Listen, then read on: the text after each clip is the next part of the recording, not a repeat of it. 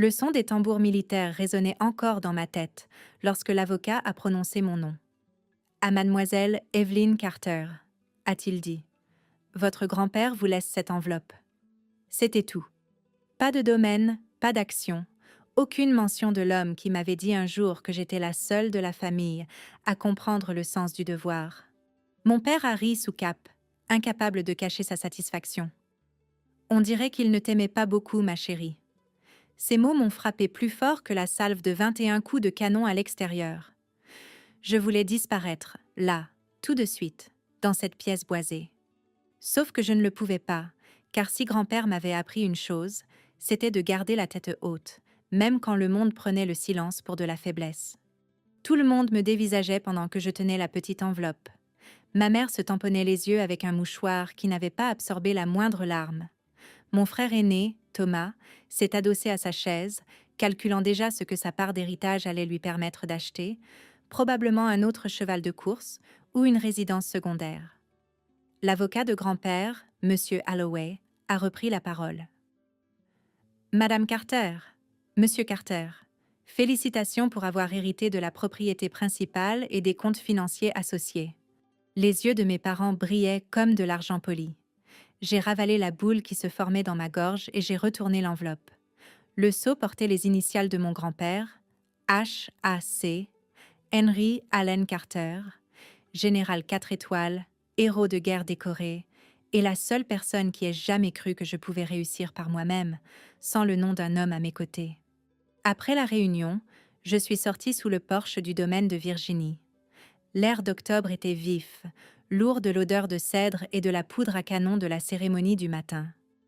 Au bas de la colline, des Marines en grand uniforme pliaient son drapeau pour le remettre à ma grand-mère.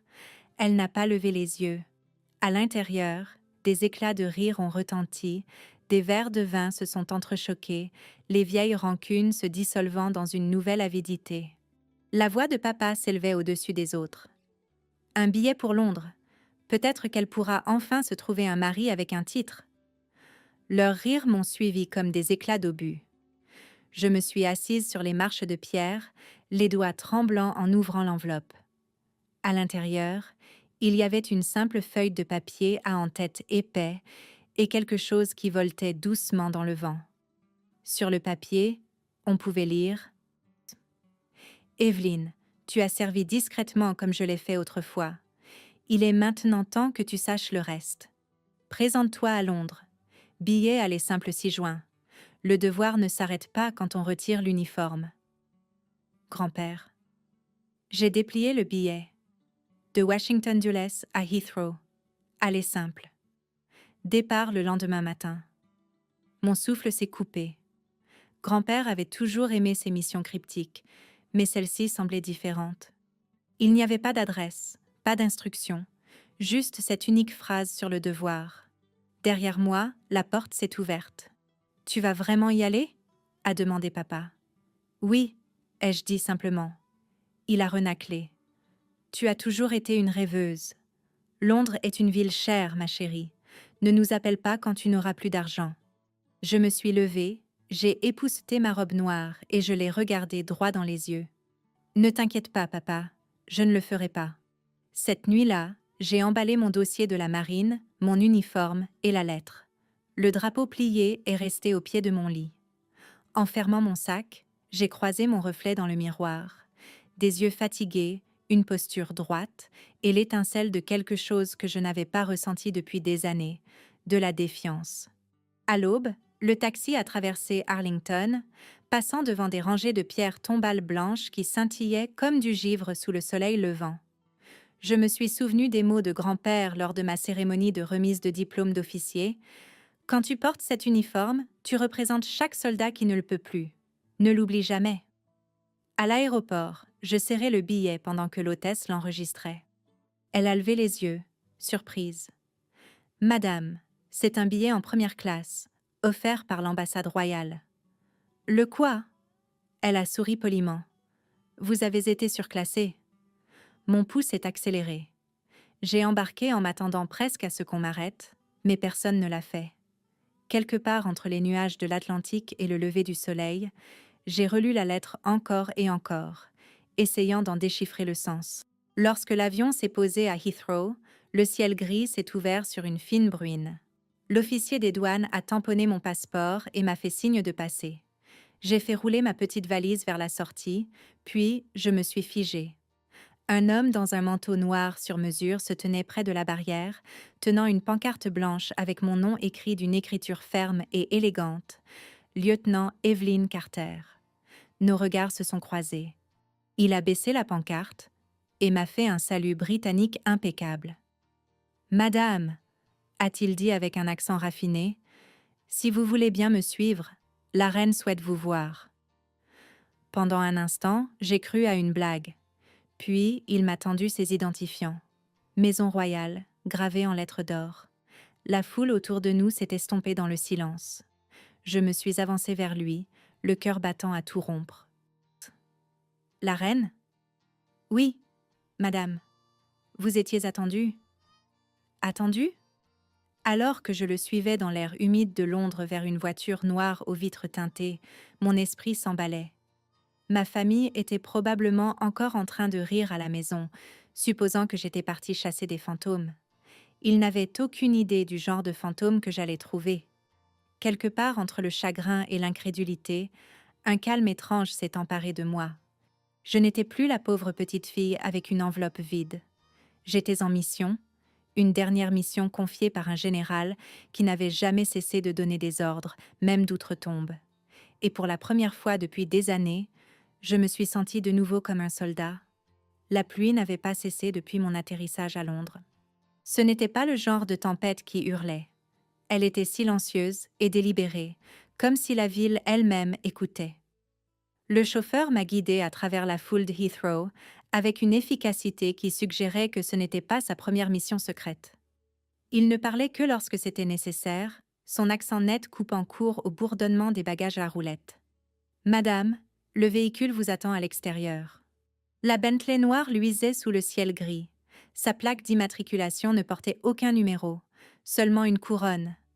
Quand je suis montée à l'intérieur, l'odeur du cuir et de l'argent ancien a rempli l'air. Le chauffeur a fermé la porte derrière moi et a commencé à parler par-dessus son épaule. « Vous allez être conduite directement au domaine royal.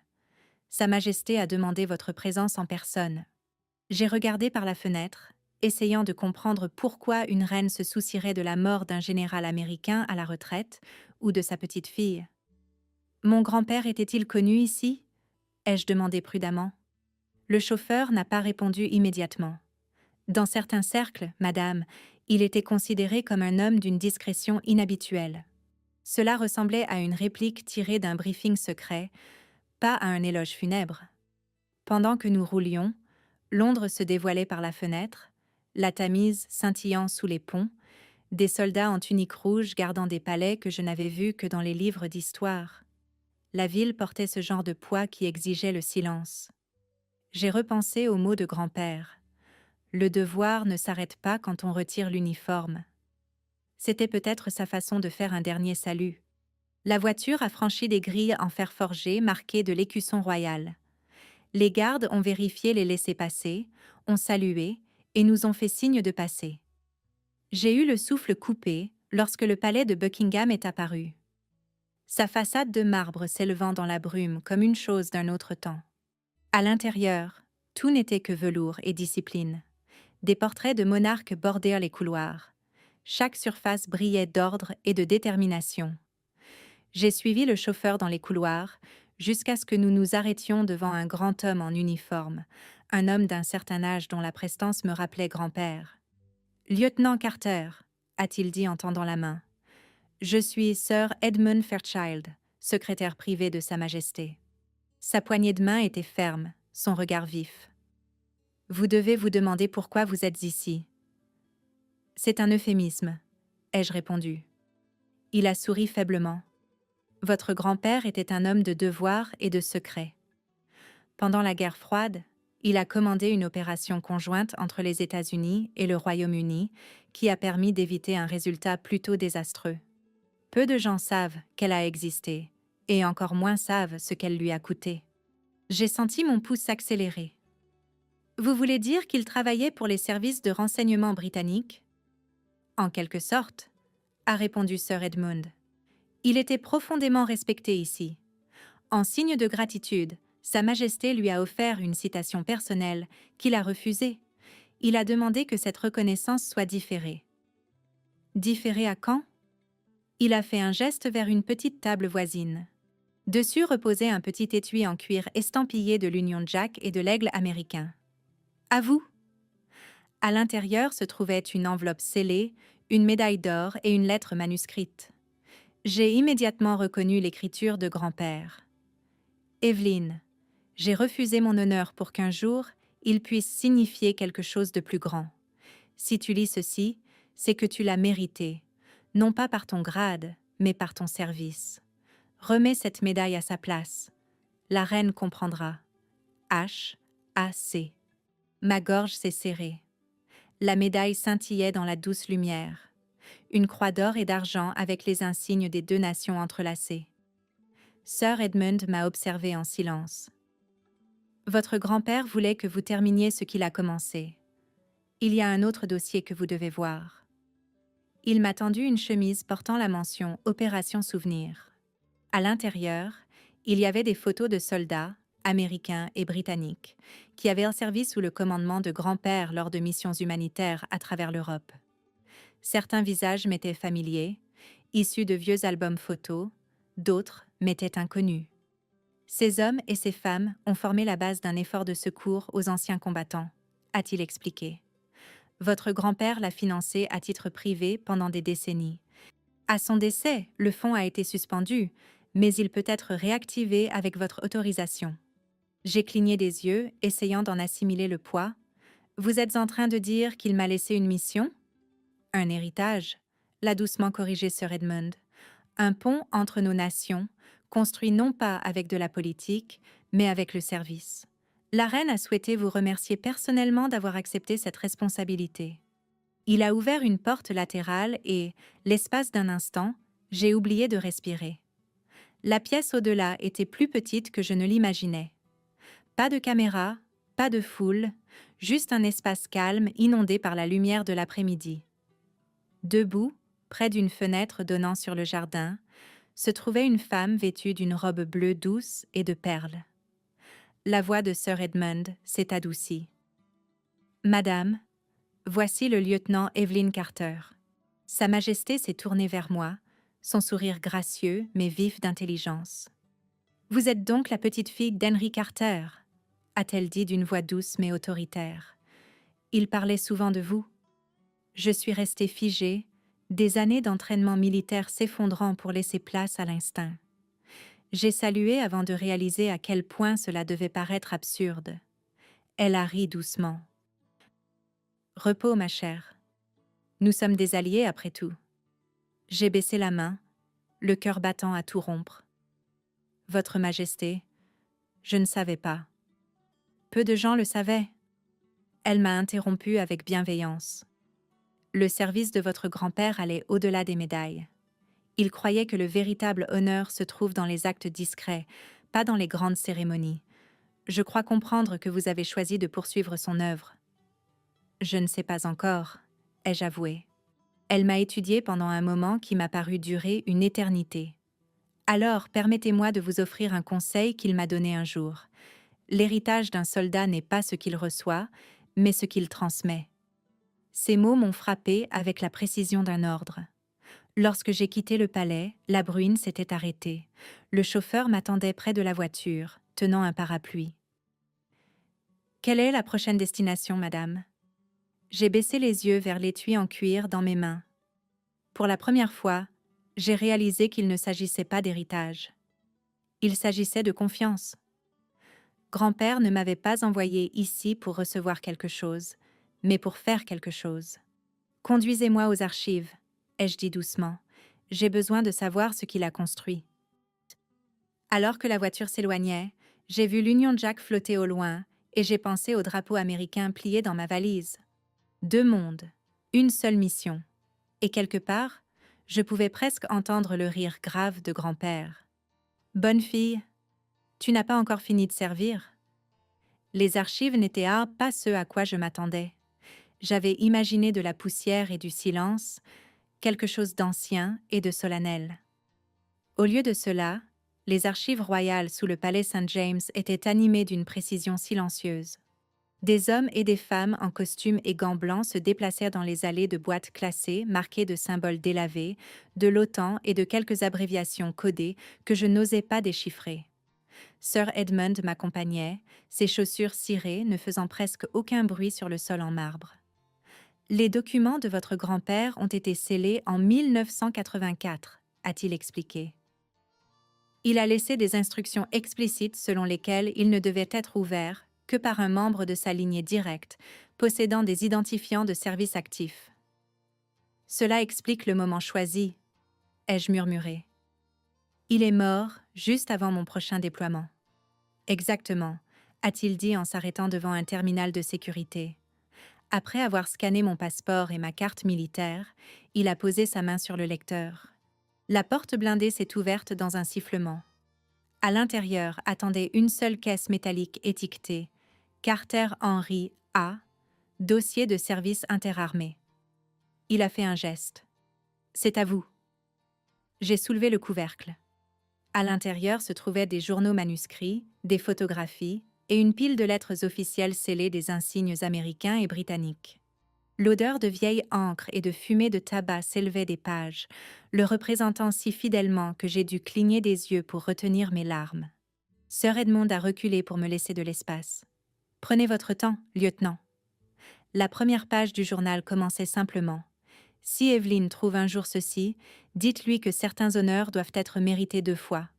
Une fois dans la vie, une fois dans la mémoire. » Mes mains tremblaient légèrement pendant que je tournais les pages. Chaque entrée relatait des opérations qui n'avaient jamais fait les livres d'histoire. Évacuation à Berlin, livraison de renseignements en Europe de l'Est, mission de reconstruction dans des villages déchirés par la guerre. Il avait travaillé aux côtés d'officiers britanniques, non pas comme un soldat gradé, mais comme un ami qui croyait au même code. Ne laisser personne derrière. Glissée à l'arrière, se trouvait une photographie décolorée. Grand-père se tenait à côté d'une reine Élisabeth plus jeune, tous deux en uniforme, tous deux souriants comme s'ils venaient de survivre à quelque chose de monumental. Sous la photo, écrit dans ces lettres d'imprimerie militaire soignées, les vrais alliés ne prennent jamais leur retraite. J'ai dégluti difficilement. Il était vraiment l'un des leurs, n'est-ce pas? Sir Edmund a hoché la tête. Le courage de votre grand-père a sauvé des vies au cours d'une période délicate, mais il a refusé toutes les décorations, insistant pour que la mission reste anonyme. Il pensait que le service devait parler plus fort que la cérémonie. J'ai tracé les contours de la photo avec mes doigts. Alors pourquoi moi? Pourquoi m'avoir envoyé ici? Parce que vous avez suivi ses traces, a répondu doucement Sir Edmund. Vous avez rejoint la marine. Vous avez gardé votre intégrité intacte dans une famille qui ne l'a pas fait.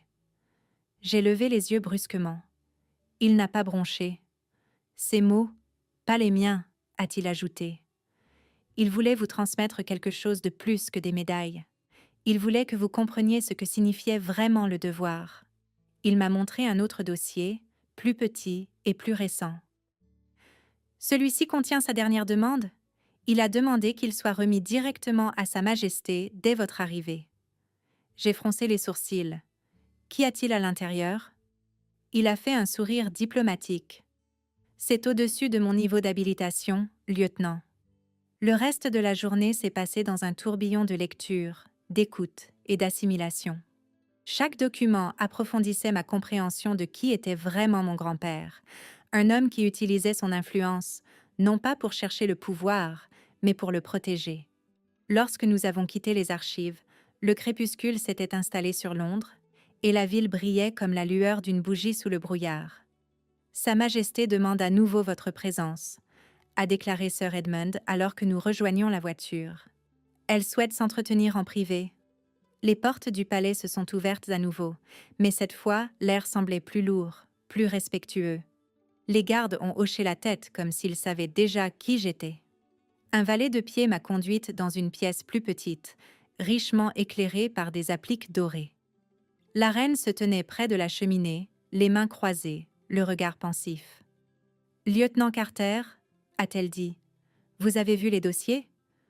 Oui, madame, ai-je répondu en me mettant au garde à vous avant de me reprendre. Votre Majesté, le formalisme vous va bien? A-t-elle dit avec un léger sourire. Mais je vous en prie, détendez-vous. Vous avez hérité d'assez de discipline pour 2 générations. J'ai souri, mais mon sourire s'est vite effacé. Votre Majesté, je ne comprends pas pourquoi mon grand-père vous a impliqué dans tout cela. Il aurait pu se contenter de me laisser une lettre. Elle s'est approchée, l'expression adoucie. Il savait qu'une lettre ne suffirait pas. Il voulait que vous ressentiez le poids du service, que vous sachiez que l'héritage de votre famille n'est pas une question de richesse, mais de gestion. De gestion. La reine a hoché la tête.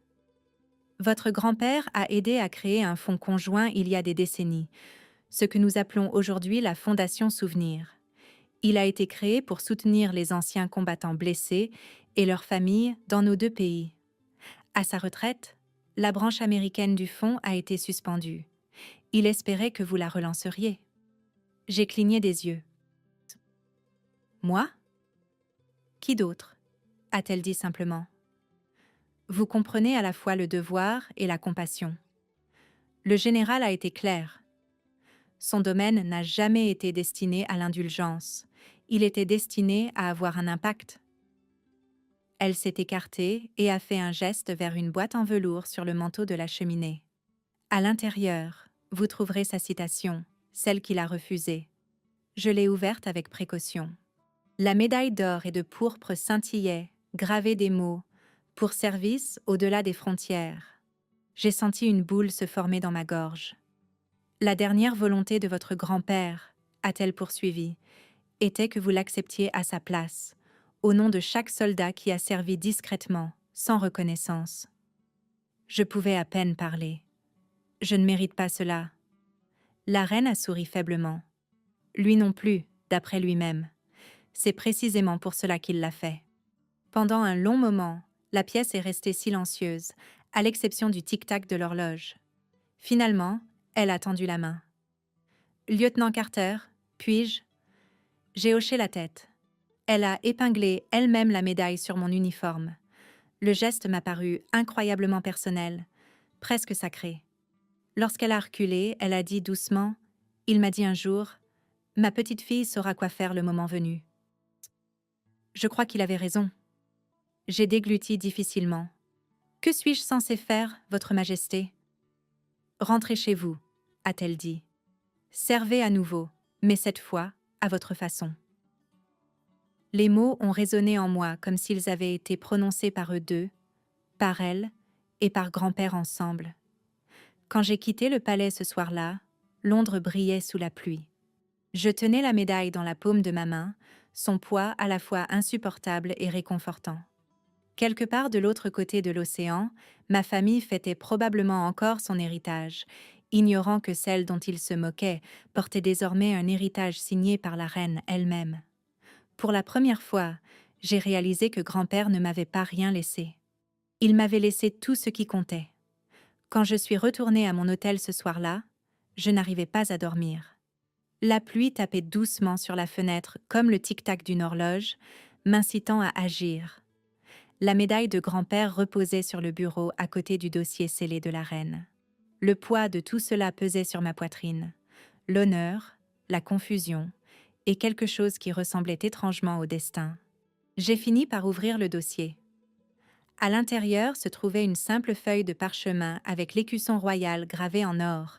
On pouvait y lire « La Fondation Souvenir, établie conjointement sous l'égide des gouvernements des États-Unis et du Royaume-Uni, financée par le général Henry A. Carter. En cas de décès de ce dernier, son successeur désigné est autorisé à reprendre les opérations sous double approbation. » En bas, il y avait une ligne de signature. Evelyn Carter, lieutenant, réserve de la marine des États-Unis. Pendant un instant, je suis restée à la regarder fixement. Mon grand-père ne m'avait pas laissé un cadeau. Il m'avait laissé une responsabilité. Le lendemain matin, j'ai retrouvé Sir Edmund et une jeune assistante nommée Clara. Elle m'a apporté un thé assez fort pour y faire tenir une cuillère debout et une pile de dossiers plus anciens que le mariage de mes parents. Votre grand-père a financé ces opérations discrètement pendant des décennies, a déclaré Clara. Des logements pour les anciens combattants blessés, des bourses d'études pour leurs enfants, des programmes de réinsertion. Tout s'est arrêté après un incident au début des années 2000. Quel genre d'incident? Elle a hésité. Mauvaise gestion financière. Les administrateurs américains, dont votre père faisait partie, ont gelé les actifs de la fondation à la suite d'un différend. La moitié britannique est restée intacte, mais le côté américain est devenu silencieux. Mon pouls s'est accéléré. Mon père. Sir Edmund a hoché la tête solennellement. Il s'est vu accorder des droits administratifs limités par le biais de la succession de votre grand-père.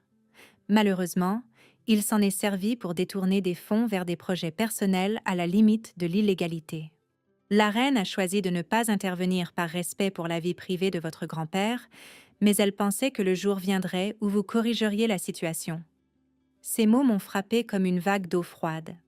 C'était donc la vraie raison du billet pour Londres. Grand-père savait qu'il ne pouvait pas faire confiance à son fils. Il m'avait envoyé pour terminer ce qu'il ne pouvait pas faire, sans déclencher de scandale. J'ai demandé à voir les registres. Les chiffres ne mentaient pas. Des années de dons avaient été redirigées vers des sociétés écrans, des complexes immobiliers de luxe, des investissements privés, le tout sous le nom de Carter Holdings. J'ai eu la nausée. La voix de Clara s'est adoucie. Nous pouvons vous aider à rétablir la fondation. Il suffit de votre signature en tant que successeur. Une fois réactivée, la branche américaine reprendra le contrôle des actifs. Mais Sir Edmund s'est penché en avant. Vous déclarerez une guerre ouverte à votre famille sur le plan juridique, éthique et social. Êtes-vous prête pour cela? J'ai pensé au drapeau de grand-père plié sur ma table de nuit, au rire dans ce salon de Virginie, au sourire suffisant de papa quand il avait dit « On dirait qu'il ne t'aimait pas beaucoup ». Oui, ai-je dit doucement, je suis prête. Cet après-midi-là, nous nous sommes rendus au bureau du Trésor royal pour finaliser le transfert. J'ai signé les documents, chaque trait de stylo régulier comme un battement de cœur. Quand ce fut fait, Sir Edmund m'a tendu une copie tamponnée de la charte. « Félicitations, lieutenant », a-t-il dit. « La Fondation Souvenir vous appartient désormais. » Appartient. Le mot sonnait étrangement. Elle n'était pas à moi, pas vraiment. Elle était à tout le monde. Mais elle portait son nom, et cela signifiait tout. Avant mon départ, Clara m'a glissé une deuxième enveloppe dans la main. « Ceci vient du coffre personnel de feu, le général », a-t-elle murmuré. « Il voulait que vous l'ayez une fois que vous auriez signé. » Dans le taxi qui me ramenait à l'hôtel, je l'ai ouverte. À l'intérieur se trouvait une seule photographie. Grand-père debout avec un groupe d'anciens combattants, leurs mains posées sur les épaules des uns et des autres. Au dos, il avait écrit « Le service ne se termine jamais, Ivy. Il ne fait que changer d'uniforme. » Les larmes ont brouillé l'encre. Ce soir-là, j'ai envoyé un email à mon officier commandant à Norfolk pour demander une réaffectation temporaire aux États-Unis pour des affaires familiales. Je ne suis pas entrée dans les détails. Il a répondu en quelques heures. « Prenez le temps qu'il vous faut, lieutenant. Vous l'avez mérité. » Lorsque j'ai embarqué sur le vol de retour le lendemain matin, je n'emportais que 3 choses. La médaille, la charte et le mot de grand-père. Tout le reste, le ressentiment, la blessure, la confusion, était resté derrière, dans le brouillard de Londres.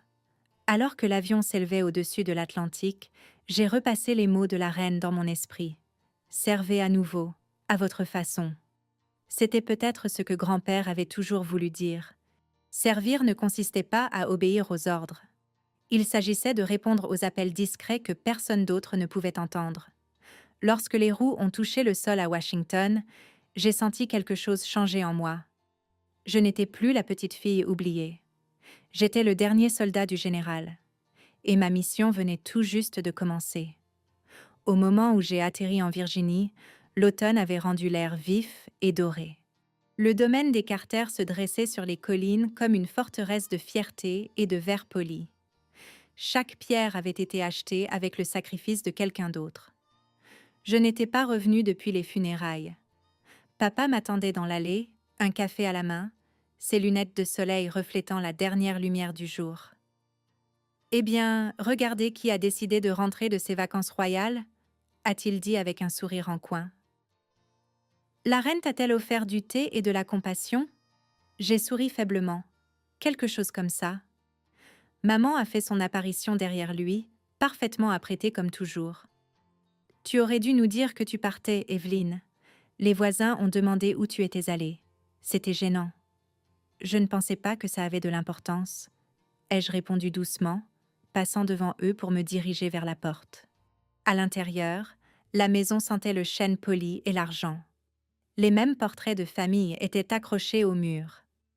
La photo militaire de grand-père en plein centre, entourée des trophées de golf de mon père et des récompenses universitaires de mon frère.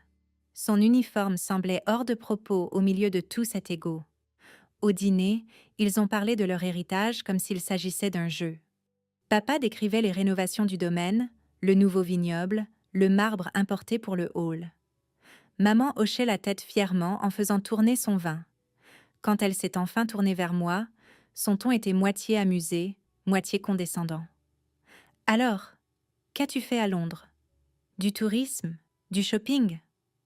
J'ai posé ma fourchette. Je suis allée au palais de Buckingham. Le silence s'est fait à table l'espace d'un instant. Puis papa a éclaté de rire. « Bien sûr. Et moi, j'ai déjeuné avec le président la semaine dernière. J'ai rencontré le secrétaire de Sa Majesté. » Ai-je continué d'une voix neutre. Elle m'a demandé de reprendre quelque chose que mon grand-père avait commencé. Maman a penché la tête. Un passe-temps, une fondation. Papa a haussé un sourcil. Oh, pourquoi faire ? Des goûters et de vieux uniformes pour les anciens combattants blessés. J'ai dit que grand-père l'avait fondé avec la reine il y a des décennies, qu'il me l'a légué. Le sourire narquois de papa a vacillé. C'est ridicule. Il n'en a jamais parlé. Peut-être pas à vous, ai-je répondu. Pour la première fois ce soir-là, j'ai vu quelque chose vaciller dans ses yeux. Pas de la colère, mais de la peur. Il a baissé les yeux vers son verre.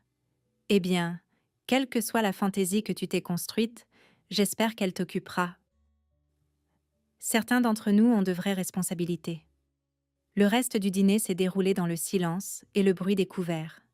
Plus tard, alors que je me tenais sous le porche arrière à regarder la lune se lever sur les champs, j'ai entendu des pas derrière moi. Maman m'a rejointe, les bras croisés. « Tu n'as pas besoin de faire semblant d'être importante, Evelyne. C'est mignon, mais tu ne vas faire que te ridiculiser. » Je me suis tournée vers elle. « Tu sais ce qui est vraiment embarrassant ? Avoir une fille qui a servi son pays et en avoir toujours honte. » Ses lèvres se sont pincées. « Tu as toujours été théâtrale. »« Non, » ai-je dit en m'approchant. « J'en ai juste fini de m'excuser d'être quelque chose que tu ne comprendras jamais. » Elle n'a pas répondu. De retour dans mon ancienne chambre, les murs étaient encore tapissés de médailles et de citations encadrées que grand-père m'avait données au fil des ans. J'ai sorti mon ordinateur portable et j'ai ouvert les fichiers cryptés que Sir Edmund avait envoyés. Tout y était. Les registres, les actes de fiducie, la preuve de la façon dont papa avait détourné des fonds vers des comptes personnels. Mes mains tremblaient, non pas de rage, mais de clarté. Ce n'était pas de la vengeance que je voulais. C'était une rectification. Le lendemain matin, j'ai conduit jusqu'à Richmond et j'ai rencontré l'avocat de longue date de la famille Carter, M. Holloway, le même homme qui m'avait remis cette enveloppe aux funérailles. Ses yeux se sont écarquillés quand il a vu le sceau royal sur ma mallette. « Lieutenant Carter » a-t-il dit en se levant. « Je dois admettre que je ne m'attendais pas à vous revoir. »« J'ai besoin que vous traitiez des documents » ai-je dit en faisant glisser les papiers sur son bureau. Il a mis ses lunettes et a lu en silence. « Vous réactivez la Fondation Souvenir ?»« Oui, et je transfère tous les actifs qui y sont associés sous la surveillance fédérale et royale. » Il a cligné des yeux. « Cela signifie que votre père perdra le contrôle de plusieurs comptes conjoints. »« Je sais. » Il m'a regardé longuement, puis a hoché la tête lentement. « Votre grand-père serait fier. » Quand j'ai quitté le bureau, le soleil du matin perçait à travers les nuages. Pour la première fois, je me sentais légère. Ce soir-là, le téléphone a sonné. La voix de papa tonnait dans l'écouteur. « Qu'est-ce que tu as fait ? Evelyn, Holloway a dit que tu as déposé un dossier au trésor. » J'ai gardé un ton calme. « Je n'ai fait qu'exaucer la dernière volonté de grand-père. La fondation est de nouveau active. » « Tu n'en avais pas le droit. »« J'en avais tous les droits, » ai-je répondu, légalement et moralement. Il y a eu un long silence. Quand il a enfin parlé, sa voix était plus basse.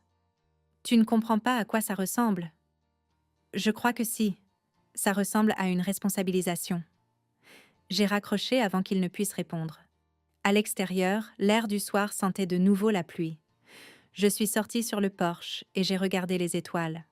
Quelque part, grand-père devait glousser, non pas de triomphe, mais de soulagement. Je n'étais plus en colère. J'étais juste libre. Et tandis que les cigales bourdonnaient et que le vent bruissait dans les arbres, j'ai murmuré les mots qu'il m'avait dits quand j'étais enfant. « Tiens bon, Evie, un jour, ils te salueront. » Je n'avais plus besoin de leur approbation. Le salut était déjà mien. 3 jours plus tard, j'en étais à la moitié de mon café matinal quand mon téléphone s'est mis à vibrer sans arrêt. Des SMS, des alertes d'actualité et des appels manqués ont illuminé l'écran comme un feu d'artifice. Au début, j'ai cru que quelque chose s'était mal passé avec les documents de la Fondation. Puis, j'ai vu le gros titre « La reine soutient la fiducie pour les anciens combattants américains et britanniques.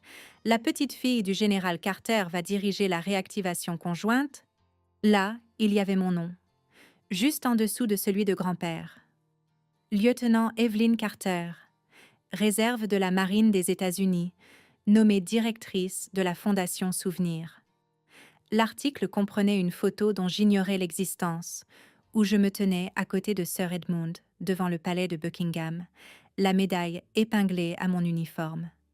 La légende disait « Honorer un héritage de service à travers les générations ». Le temps que je finisse de lire, le téléphone sonnait déjà à nouveau. « Papa. » J'ai pris une lente inspiration avant de répondre. « Bonjour, papa. »« Bonjour. As-tu une idée de ce qui se passe ? Il y a une photo de toi avec la reine dans le journal. Qu'est-ce que tu as fait, bon sang ? » Exactement ce que grand-père m'a demandé, ai-je dit calmement. J'ai rétabli sa fondation. Tu as agi dans mon dos ? Te rends-tu compte de ce que cela signifie pour les finances de notre famille, les comptes, les propriétés ? Ils n'ont jamais été à nous, l'ai-je interrompu. Ils appartenaient aux anciens combattants. Sa voix s'est durcie. Tu penses que tu es une sorte de héros maintenant ? Non, ai-je dit doucement. Je pense que j'ai enfin arrêté de faire semblant de ne pas l'être. Il a raccroché. À midi, des journalistes avaient commencé à appeler le domaine. Mon frère a envoyé un SMS. « Tu as vraiment fait dans le Royal, hein ?» Ma mère a simplement écrit « Il faut qu'on parle ». Quand je suis arrivée ce soir-là, le portail d'entrée était déjà ouvert, un symbole tacite que les murs familiaux s'étaient sans fissurer. Papa faisait les 100 pas dans le hall d'entrée, les manches retroussées, la cravate desserrée, les yeux rouges. « Evelyn, » a-t-il dit d'une voix tendue, « tu nous as humiliés. » J'ai soutenu son regard sans faiblir. « Non, papa, je nous ai révélés. » Sa mâchoire s'est crispée. « Tu penses que tu vaux mieux que ta propre famille maintenant ? » Je pense que j'ai appris du seul membre qui comprenait l'honneur. Maman s'est avancée en se tordant les mains. « Ton père a travaillé dur pour tout ce qu'il a. » « Avec l'argent de grand-père ?» l'ai-je coupé. « De l'argent qui était censé reconstruire des maisons pour les vétérans, de l'argent que vous avez transformé en vignoble et en maison de vacances. » Pendant un instant, personne n'a parlé. Puis, papa a explosé. « Tu es une ingrate.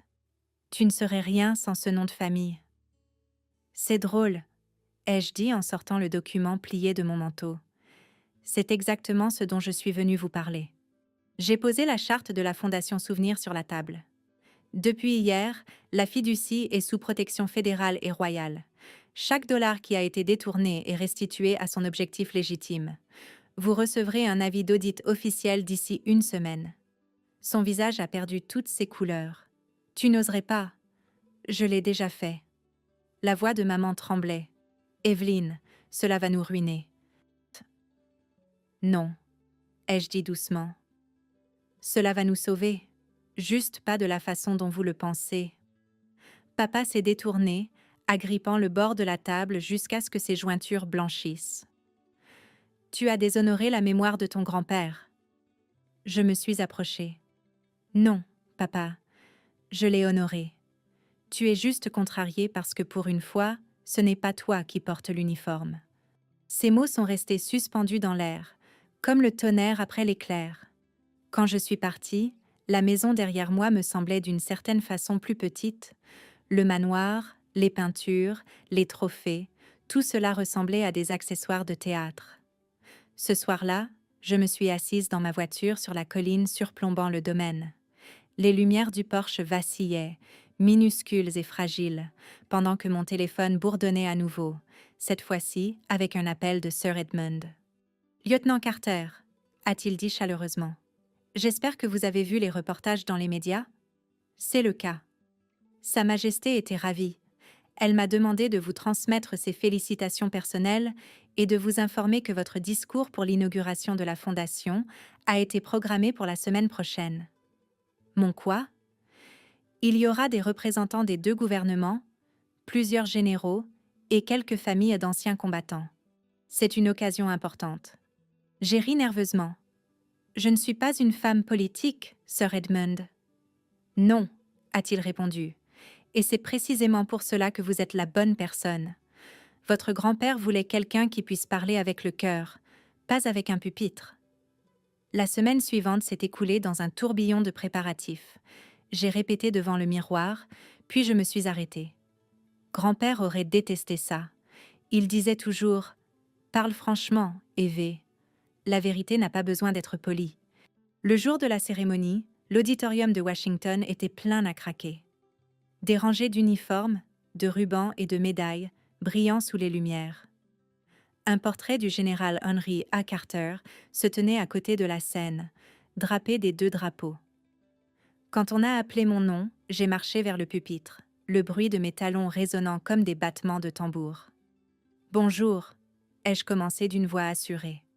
Quand j'étais petite, mon grand-père m'a dit qu'un soldat ne prend jamais vraiment sa retraite. Il change simplement de champ de bataille. Je n'avais pas compris ce qu'il voulait dire, jusqu'à présent. J'ai parlé d'honneur, de service, de ce que cela signifiait de porter un héritage qui n'était pas bâti sur la richesse, mais sur la foi en l'humanité. J'ai parlé des anciens combattants qui étaient rentrés chez eux et qu'on avait oubliés, et de la façon dont cette fondation veillerait à ce qu'ils ne le soient plus jamais. Quand j'ai terminé, la salle était silencieuse. Puis sont venus les applaudissements, timides au début, puis tonitruants. Quelque part dans cette mer d'uniformes, j'ai vu un vieux marine essuyer ses yeux. Plus tard, alors que je me trouvais en coulisses, Sir Edmund s'est approché. « Votre grand-père aurait été fier, a-t-il dit. Je l'espère. » Il a souri. Il aurait dit « Mission accomplie, lieutenant. » Ce soir-là, alors que je rentrais chez moi en voiture, mon téléphone s'est allumé avec un nouveau message d'un numéro inconnu. C'était « Papa, ton discours était incroyable. Je ne comprenais pas avant. Maintenant, je comprends. Je suis désolée. » J'ai fixé les mots jusqu'à ce qu'ils se brouillent. Pour la première fois, le silence entre nous ressemblait moins à un mur et davantage à un pont attendant d'être franchi. Je n'ai pas répondu. Pas tout de suite. Certaines vérités n'avaient pas besoin de mots. Elles avaient juste besoin de temps. À l'extérieur, le ciel nocturne s'étendait, immense et rempli d'étoiles, le même genre d'étoiles que grand-père utilisait pour tracer ses missions. J'ai baissé la vitre, j'ai inspiré l'air froid et j'ai murmuré « Bien reçu, mon général ». 6 mois plus tard, le printemps s'est abattu sur la Virginie comme une rédemption silencieuse. Le vignoble derrière le domaine des Carter fleurissait à nouveau, mais cette fois sans la fierté creuse qui l'étouffait autrefois. Les gros titres s'étaient estompés, les audits étaient terminés et la Fondation Souvenir était florissante, des maisons construites, des bourses accordées et des soldats oubliés honorés. Mais je n'y étais pas retournée depuis la nuit de notre confrontation. Pas avant aujourd'hui. Le moteur de la voiture ronronnait doucement, alors que je me garais sous le vieux chêne que grand-père avait planté l'année de ma naissance. Le vent sentait légèrement le lilas et la pluie. Je suis sortie dans mon uniforme de cérémonie de la marine, la médaille luisant faiblement sous la lumière couverte. Il ne s'agissait pas de faire le spectacle. Il s'agissait de respect. La porte d'entrée s'est ouverte avant que je puisse frapper. Maman se tenait là, semblant plus petite d'une certaine façon, sa voix incertaine. « Tu es magnifique, Evelyne. »« Merci, maman. » Elle a hésité. « Ton père est dans le jardin. » J'ai hoché la tête et je suis passée devant elle, descendant le chemin de pierre familier qui menait au mémorial de grand-père.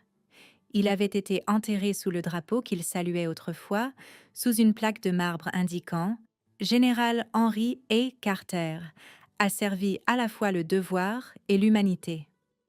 Papa était agenouillé près de la tombe, coupant l'herbe autour avec une précision silencieuse. Ses cheveux, autrefois impeccables, étaient là maintenant striés d'argent. Quand il a levé les yeux, il n'y avait plus d'arrogance, seulement de la lassitude. « Je ne pensais pas que tu viendrais », a-t-il dit doucement. « Je n'étais pas sûre de le faire, ai-je avoué. » Il s'est assis.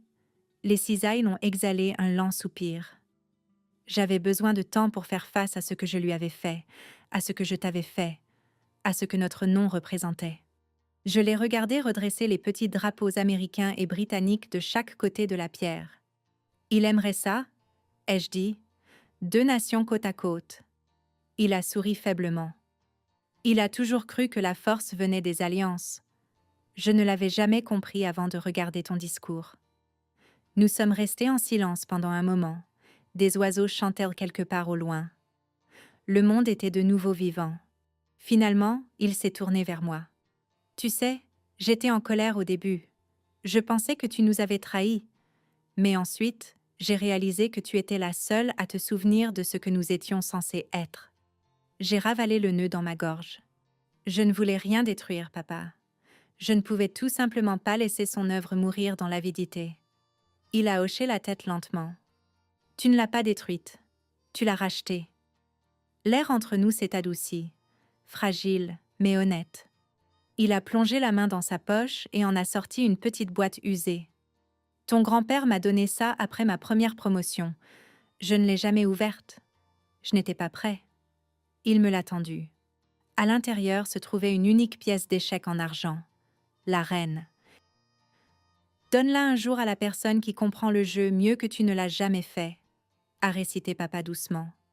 Il devait savoir que ce serait toi. J'ai ri, étouffant à moitié mes larmes. Il a toujours adoré son symbolisme. Nous sommes restés là pendant un long moment, non pas comme des adversaires, mais comme 2 soldats du même côté, pour une fois. Lorsque maman nous a rejoints, elle tenait un bouquet de roses blanches. « Je suis désolée », a-t-elle dit avant que je puisse parler, « pour ce que j'ai dit lors de la lecture du testament, pour ce que je pensais de toi. » J'ai pris sa main doucement. « C'est bon, maman.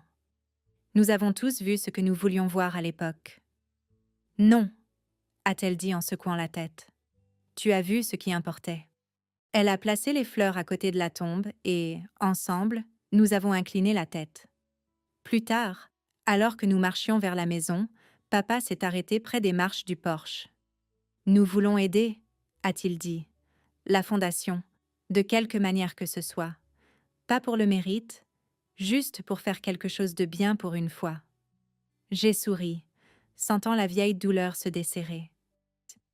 Alors commencez par le projet de logement pour anciens combattants à Norfolk. Ils auraient fort bien besoin d'une bonne équipe de construction. Ses sourcils se sont levés.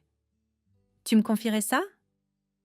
Je ne te donne pas le projet, ai-je dit avec un grand sourire. Je t'offre une chance de servir. Il a hoché la tête, comprenant parfaitement. Ce soir-là, j'ai conduit jusqu'à la côte où grand-père m'emmenait pêcher. L'eau brillait d'or sous le coucher du soleil, calme et vaste. Je me tenais là, seule, regardant les vagues rouler, rythmiques, patientes, éternelle. De ma poche, j'ai sorti la pièce d'échec et je l'ai fait tourner entre mes doigts. Tu avais raison, grand-père, ai-je murmuré. Certaines batailles ne se livrent pas dans les salles de guerre. Elles se livrent dans les salons, autour des tables de dîner, dans le cœur des gens qui ont oublié ce que signifie l'honneur. Le vent a emporté les mots comme un salut. Quand je suis retournée en ville ce soir-là, le nouveau siège de la fondation brillait doucement dans l'obscurité, un bâtiment modeste, mais plein de détermination. Sur le mur intérieur étaient accrochés 2 drapeaux côte à côte, et une seule citation gravée dans le laiton. Le service n'est pas ce que nous faisons pour obtenir des médailles. C'est ce que nous faisons quand personne ne nous regarde. Général Henry A. Carter. J'ai regardé les jeunes bénévoles qui triaient les fournitures et répondaient aux appels des anciens combattants.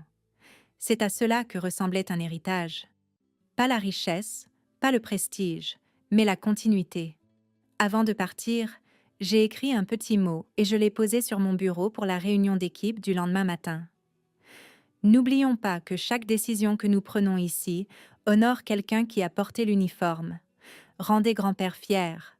Rendez l'Amérique fière. Lieutenant Evelyn Carter. À l'extérieur, les premières étoiles s'allumaient. J'ai pris une grande inspiration et j'ai souri. Mission accomplie, ai-je murmuré. Mais le travail continue. Puis, me tournant vers la caméra d'un monde qui ne verrait jamais vraiment toute l'histoire, j'ai parlé de la même façon que grand-père le faisait lorsqu'il terminait un rapport de terrain, d'une voix ferme, claire et pleine d'une fierté silencieuse. Si cette histoire a touché votre cœur, prenez un moment pour réfléchir à votre propre héritage. Souvenez-vous des personnes qui ont servi avant vous. Pardonnez à ceux qui vous ont laissé tomber et honorez ceux qui ont cru en vous quand personne d'autre ne le faisait. Parce que la famille n'est pas une question de sang ou d'héritage. C'est une question de savoir qui se tient encore à vos côtés quand les uniformes ne sont plus là. Apaga la luz, ¿qué le pasa, loco?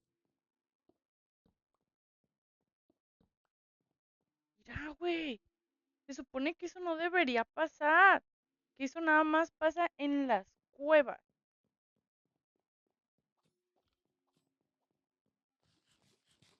Ay, ¿dónde está mi cama? Acá está mi cama. A ver. Mm, Ok, vamos a hacer esto.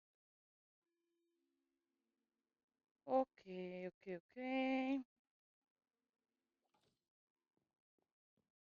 Lo voy a poner aquí. Es Lover.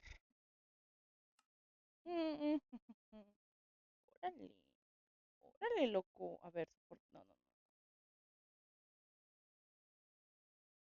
¿Qué es esto? ¡Oh! Y una. ¡Miren! Quiero una de estas. ¡Wow! Pero no. A ver, lo que vienes a hacer, Aileen. Uno de estos. Lo pongo aquí. Poco a poco esto va a ir agarrando forma. Ustedes tengan paciencia. Éale, éale, ¡Éale! éale, ¡Éale! Gracias. Kisai-H, gracias por los unbits. Y está genial, ¿no? Yo dije, wow. ¿Y vieron? Soy yo. Soy yo. ¿Quién los consiente y se preocupa tanto por ustedes?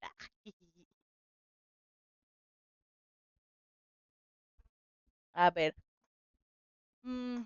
Vamos viendo. Es que, ¿sabes qué? No lo activé porque me leyó pues, el Streamlabs y dije yo, no hay nadie. ¿Qué me estás hablando, loco? No hay nadie. Aquí no se miente, Anthony, ya lo sabes, di la verdad. Ni modo, si me va a doler, me va a doler, loco, ni modo, no pasa nada, güey, no pasa nada. Gracias por el... Yo creo que sí voy a poner el de... Pero me tengo que aprender el...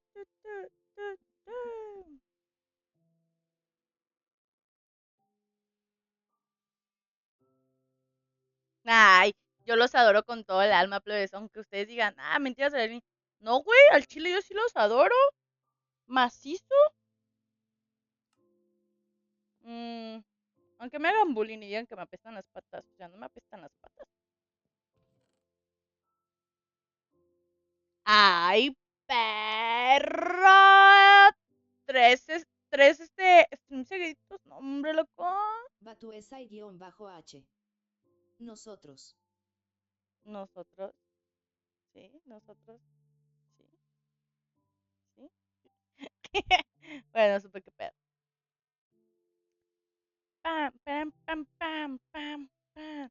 Plebes, ayer tomé una margarita y estaba muy fuerte, plebes, muy, muy fuerte. No lo vuelvo a hacer, fue horrible. Ay, no, no, no, fue horrible. Yo no sabía qué rollo con la margarita. Me dijeron, mira, y yo, ay, qué Antonis. rico. Ja ja ja ja ja, ya se nos hizo vikinga. ¿Qué te digo? ¿Qué te digo? No, güey, es que mira, ya traigo. Me trae. Batuesa-H. Nosotros nos portamos bien, tú eres la que nos quiere alburear y se toma fotos en el directo para el Only Patas. Yo. Yo lo. Ah, no, hombre, loco. Ah, hombre, loco. ¿Cómo dices eso? Ustedes no se portan bien, loco. No, ustedes hacen bullying. Yo, alburearlos yo a ustedes, ¿en qué momento va tú? Dame un ejemplo de cuando los haya albureado. Uno solo. Pero nada más uno, ¿eh? No quieras dar mucho. Mira, güey, no manches, loco. Qué coraje me da que haga esto. Mira, una, dos, tres, cuatro, cinco, seis, güey. Este vato. Antonix. Lo que pasa es que las cuatro Siete. patas transmiten olores. Güey, come pedo. No me huelen los pies. Les juro que no me huelen los pies. No les hagan caso a estos plebes. A ver. Aquí, ¿qué tenemos? Ah, ok. Ah, voy a sacar. Como esto. Voy a llevar la brújula. Voy a dejar esto. Voy a dejar esto. Esto sí me lo voy a llevar.